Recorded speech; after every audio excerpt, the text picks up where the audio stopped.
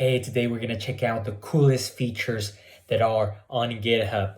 The first one is by pressing Control K, you can open up this really cool terminal which allows you to almost do anything. So you can easily go to any repository within your profile or even globally in a matter of seconds. Simply raise this, and this is the global search.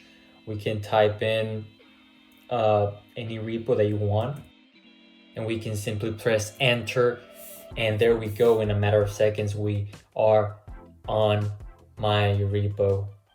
Now the second feature that I'm going to show you is the VS Code web.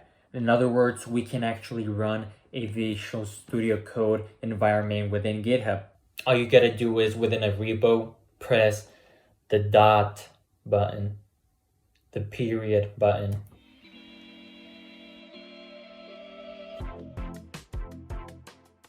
Now we're using Visual Studio Code on the web.